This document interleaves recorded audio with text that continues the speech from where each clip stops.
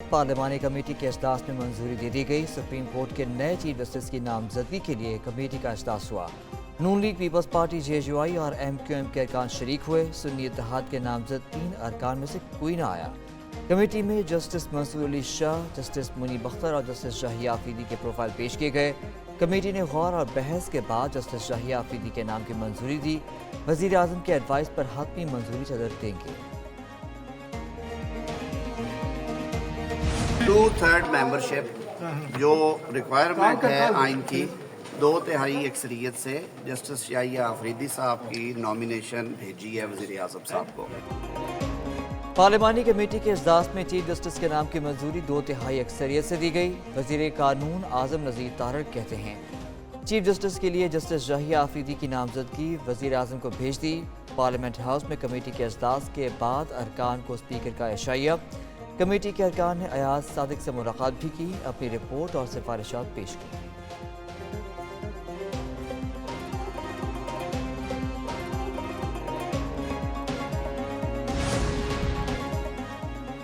Justice Shahiya Afridi supreme court में seniority के एतबार से तीसरे नंबर पर थे।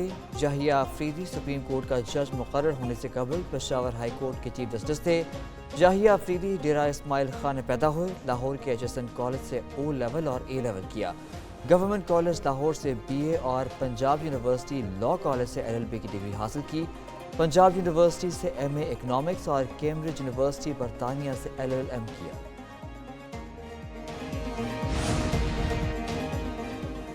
चीफ जस्टिस तैनाती कमेटी का इजलास, अपोजिशन का बॉयकॉट। पार्लिमानी कमेटी के 4 अरकान ने स्पीकर चेंबर में बैरिस्टर गौहर से मुलाकात की। अयाज सादिक ने भी बॉयकॉट ख़त्म करने का कहा। बैरिस्टर गौहर ने कहा बानी चेयरमैन से बॉयकॉट ख़त्म करने की कोई हिदायत नहीं मिली। कमेटी इजलास के आगाज़ में वज़ीर कानून आज़म नज़ीर तारड़ ने अपोजिशन को मनाने की तजवीज़ दी थी। अपोजिशन को मनाने के लिए इजलास में वक्फा किया गया। फजलुर रहमान ने भी असद कैसे से रब्ता करके इजलास में शिरकत का मशवरा दिया था। बैरिस्टर गौहर की ज़ेर सदारत PTI कोर कमेटी का इजलास। सलमान अकरम राजा, शेख वक्कास अकरम समेत सीनियर लीडरशिप शरीक हुए। दूसरी जानब चेयरमैन PTI बैरिस्टर गौहर कहते हैं कमेटी इस आइनी तरमीम के तहत बनी है जिसको मुस्तरद करते हैं। पार्लिमानी कमेटी के लिए नाम सियासी कमेटी के फैसले से कबल भेजे गए थे। शिबली फराज बोले आइनी तरमीम से अदलिया की आज़ादी बरकरार नहीं रहेगी।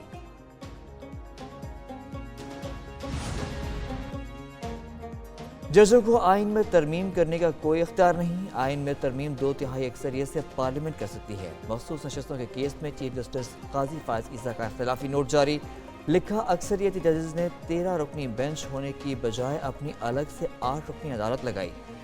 8 जजेस वजाहत के लिए कहाँ इकट्ठे हुए, ये मुअम्मा है। वजाहती नोटिस को किसी सूरत भी अदालती करार नहीं दिया जा सकता। उम्मीद है साथी जजेस अपनी गलतियों को दुरुस्त करेंगे। उम्मीद है वो यकीनी बनाएंगे पाकिस्तान को आइन के तहत चलाया जा सके।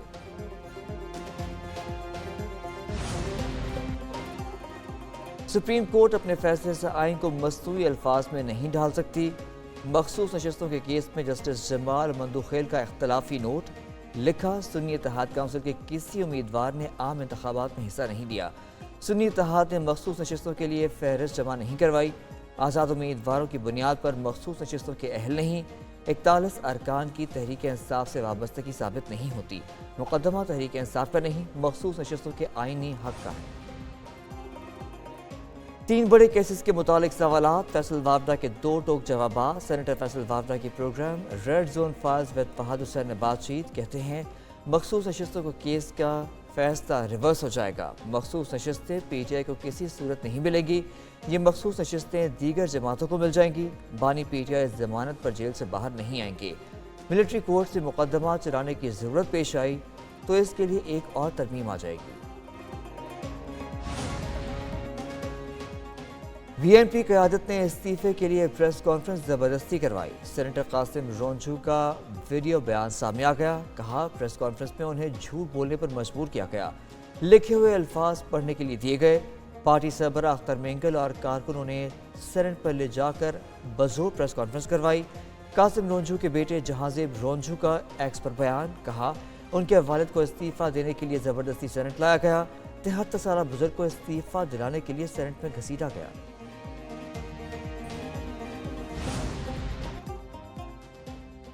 آئینی ترمیم کے موقع پر پارٹی پالیسی کی خلاف ورزی کا الزام، پی ٹی آئی نے اپنے مشکوک ارکان کو شو کاز نوٹس جاری کر دیے۔ شو کاز نوٹس ان ارکان کو جاری کیا جو مبینہ طور پر غائب ہو گئے تھے۔ ذرائع کے مطابق show cause notice senator Zarqa Taimur اور سینیٹر فیصل سلیم کو جاری کیے گئے۔ M N A Zain Qureshi, Riaz Fatyana, Miqdad Ali اور دیگر کو بھی نوٹس جاری۔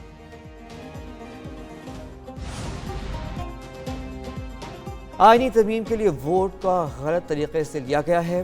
اپوزیشن لیڈر عمر ایوب کا قومی اسمبلی میں اظہار خیال، بولے یہ پاکستان کی ریاست کو مزید کمزور کر رہے ہیں۔ لوگوں کو چیمبرز کے اندر رکھا گیا۔ وزیر اطلاعات عطا طاہر نے کہا ترمیم کی منظوری میں تمام قانونی عوامل پورے کیے گئے۔ پی ٹی آئی نے تسلیم کیا تھا 90% اعتراضات دور ہو گئے۔ ترمیم سے متعلق ارکان کے اغوا کا جھوٹا پروپیگنڈا کیا گیا۔ پی ٹی آئی اپنے دھڑے بندی پارلیمنٹ کے کھاتے میں نہ ڈالے۔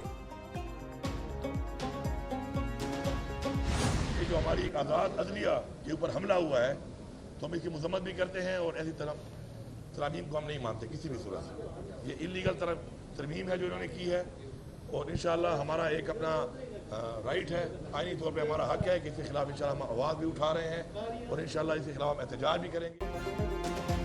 وزیر اعلیٰ خیبر پختونخوا علی امین گنڈاپور کا آئینی ترمیم کے خلاف احتجاج کا اعلان، کہا آئینی ترمیم کو نہیں مانتے، یہ آزاد عدلیہ پر حملہ ہے۔ احتجاج کے لیے پورے پاکستان سے لوگوں کو نکالیں گے، اس بار پورا پاکستان بلاک کریں گے۔ احتجاج حکومت سے جان چھڑانے تک جاری رہے گا۔ آئینی ترمیم کے حق میں ووٹ دینے والوں کو پارٹی سے نکالیں گے۔